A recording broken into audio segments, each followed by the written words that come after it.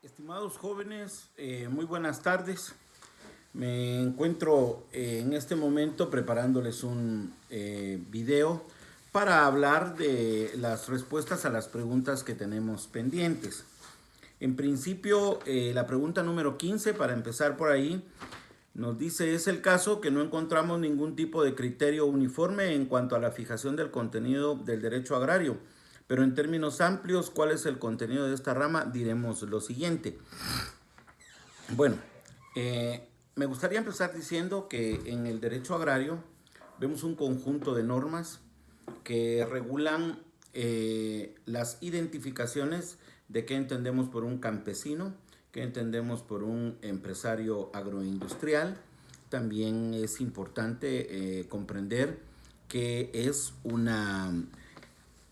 el aprovechamiento de los recursos hidráulicos, qué es la silvicultura, qué es la propiedad rústica. También tenemos como contenido comprender qué es la actividad de la agricultura, la ganadería, el crédito rural, los arrendamientos de las tierras para poderlas hacer producir, los seguros, la colonización de tierras rústicas abandonadas, digamos, y el tráfico de los productos. Yo quisiera decirles, compañeros, que estas normas no son normas en estricto que atiendan circunstancias eminentemente dogmático-jurídicas, es decir, normas que establecen derechos, sino más bien normas que regulan dinámicas económicas del proceso productivo para el desarrollo en el campo. Esta es una cosa muy importante porque la dogmática jurídica se establece como normas rígidas para determinadas circunstancias, pero el derecho agrario es algo más que circunstancias jurídicas estáticas. Estos son procesos dinámicos en movimiento. Ese sería el contenido del derecho agrario. Vamos a la pregunta número 16. En la pregunta 16 se dice de qué trata la teoría del interés en juego.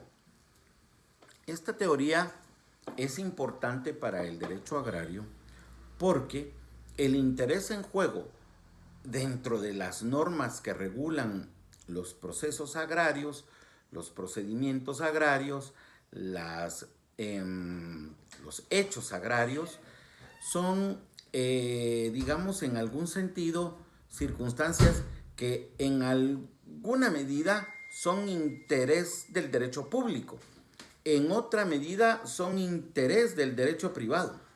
Y cuando vemos que ni es una ni es otra, entonces podemos ver que el interés en juego de las normas del derecho agrario es el derecho social. ¿Qué es el derecho social? El derecho social es un conjunto de normas que atienden a los ciudadanos, a los miembros de la población de un estado que resultan menos favorecidos en el proceso de explotación de la tierra, en el proceso de la explotación de la minería, en el proceso de explotación del uso de la fuerza que trae el agua para la producción de energía eléctrica, pero también el uso del agua para el riego, el uso del agua para lagunas donde se cultivan peces. En general, entonces, podemos estar viendo que la teoría del interés en juego para el derecho agrario es muy importante porque el interés en juego en el derecho agrario es la atención al grupo social que está menos favorecido. Y las normas de derecho agrario lo que hacen es, aquí está el terrateniente y estas normas lo que tratan es de alcanzar algún equilibrio para que el derecho haga iguales a los que son diferentes. Eso es en cuanto a la pregunta 16. En cuanto a la pregunta 17, ya la contestamos, es cómo ve el autor Delgado Maya el derecho social. Ya eso ya lo vimos y entonces se va a superar. 18. Sujetos del derecho agrario. Este sí es un tema importantísimo, queridos compañeros, queridos jóvenes estudiantes, Y vamos a leer algunos de los sujetos que la literatura que es objeto de nuestro estudio nos permite. Tenemos obreros agrícolas, tenemos campesinos, tenemos terratenientes semifeudales, tenemos empresas capitalistas de producción agropecuaria y vamos a decir que tanto las empresas capitalistas como los terratenientes semifeudales efectivamente son sujetos del derecho agrario y son ellos los que van promoviendo el desarrollo de grandes plantaciones en donde tenemos muchas problemáticas que el derecho agrario puede resolver. Me voy a concentrar en las primeras dos figuras, los sujetos obreros agrícolas y los campesinos. Voy a empezar explicando esa diferencia. Yo les hice mención al principio de la clase que hemos tenido una marcha histórica de la sociedad.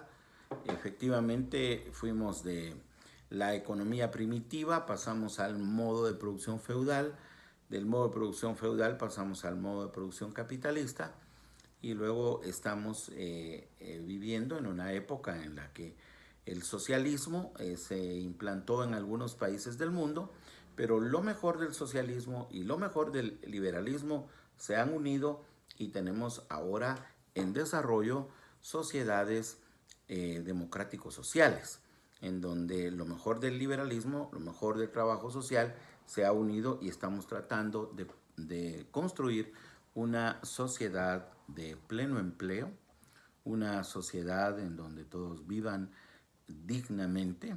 O sea, ese es nuestro propósito en las sociedades democráticas del postmodernismo. Tratamos de alcanzar eso. En países como el nuestro no se ha alcanzado. Y entonces yo les decía que dos clases sociales, una es dueño o dueña de los medios de producción y otra que está despojada de los medios de producción, solo tiene su fuerza de trabajo que le vende a los dueños de los medios de producción para pagarle su salario. A esas personas que no son dueños de los medios de producción, que solo venden su fuerza en las plantaciones, en la explotación agropecuaria, se llaman obreros agrícolas. Ahora bien, los campesinos en Guatemala, en una primera oportunidad del desarrollo de nuestro derecho agrario originario, tuvimos una división que nos permitía decir que habían campesinos pobres, campesinos medios y campesinos ricos, y además estaban los terratenientes. Sin embargo, últimamente estas definiciones han venido cambiando, especialmente las corrientes muy influidas de la visión de CEPAL, en la que se construyen esas sociedades de vida digna, de pleno empleo, de salario que permita sobrevivir y alcanzar algunos objetivos de la vida. Y entonces se divide en cuatro: campesinos que producen en infrasubsistencia, campesinos que producen en subsistencia, campesinos que producen excedentariamente y campesinos que pueden participar en el proceso mercantil de la producción agropecuaria. Esas son las cuatro definiciones que ahora tenemos, pero en nuestro documento solo aparecen tres: campesinos pobres, campesinos medios y campesinos ricos, y por aparte los terratenientes. Nosotros vamos a trabajar con las cuatro definiciones de los campesinos: campesinos de infrasubsistencia, campesinos de subsistencia, campesinos excedentarios y campesinos que participan del proceso mercantil. Esos son los sujetos del derecho agrario que están en la base, que están despojados de grandes medios de producción. Pero luego están también los sujetos que son dueños de los medios de producción, también tienen una división. En el principio vimos que teníamos terratenientes semifeudales. Estos terratenientes semifeudales son dueños de grandes extensiones.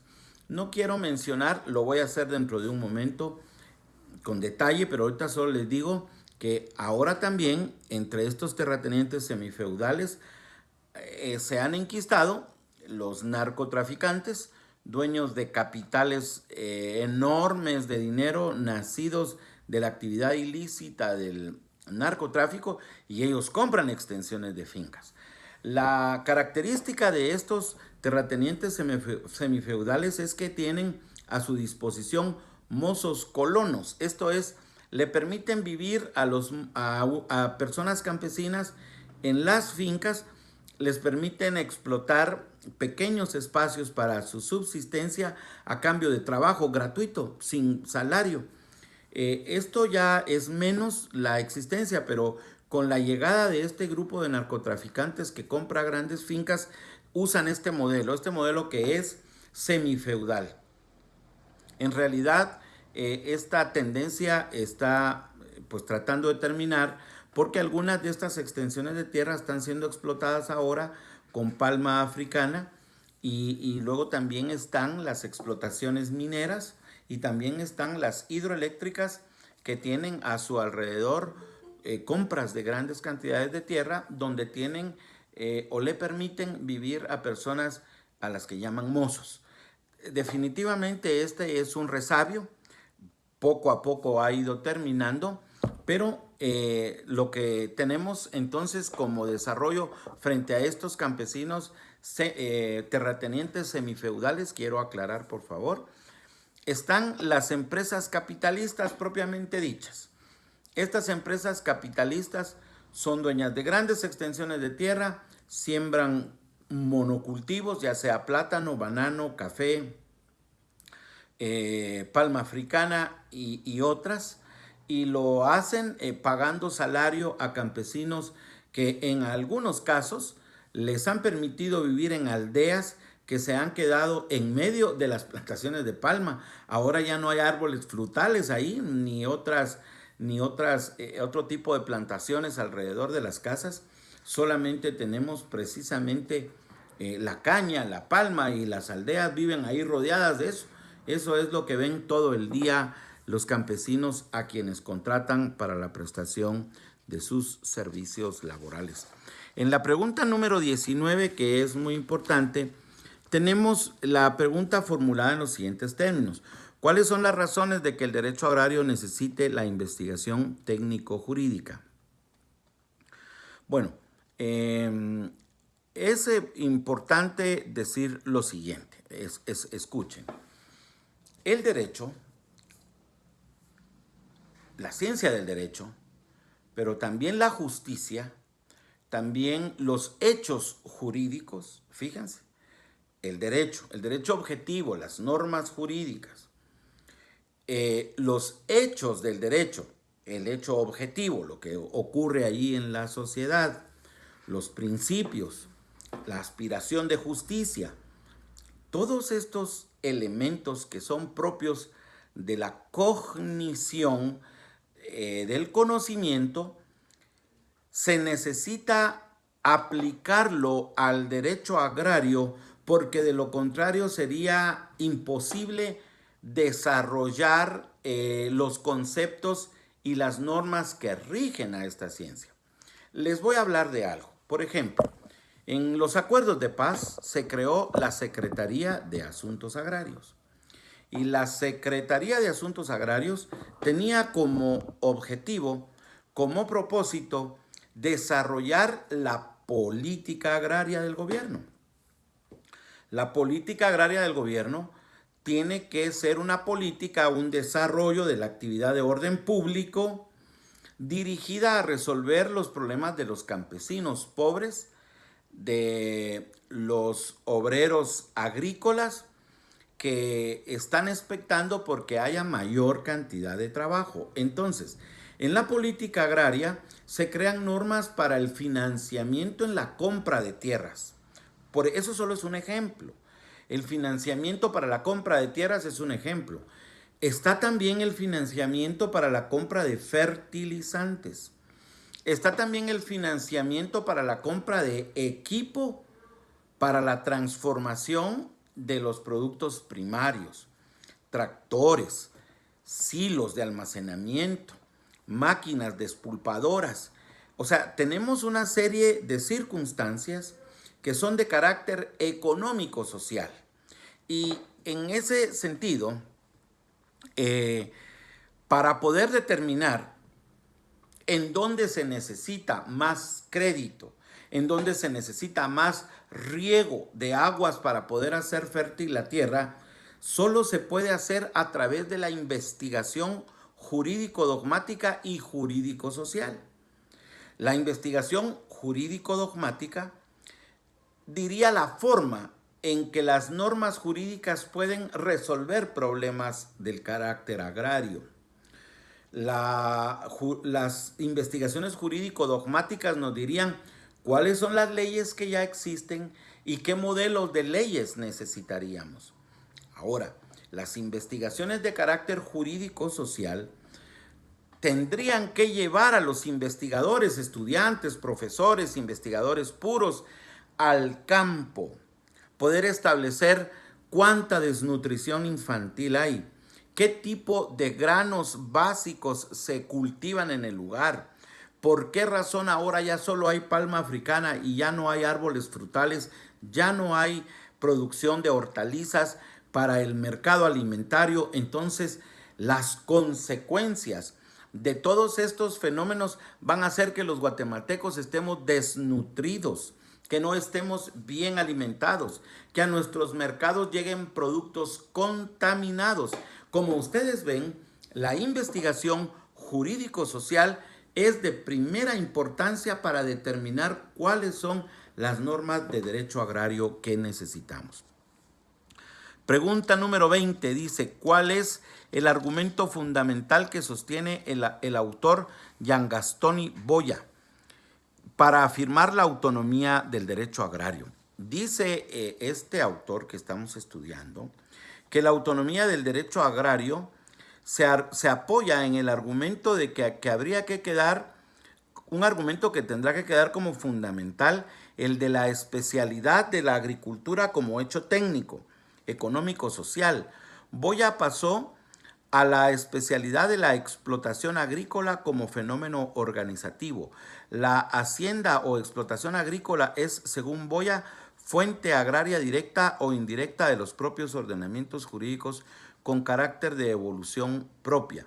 La explotación es autónoma, en fin, en la fisonomía, en el espíritu y en los principios generales.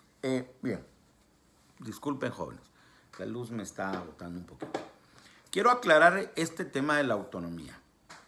Las normas de derecho agrario, ahí estamos bien. Las normas de derecho agrario no surgen de los contratos civiles. Las normas de derecho agrario no surgen de la compra-venta de productos de la agricultura.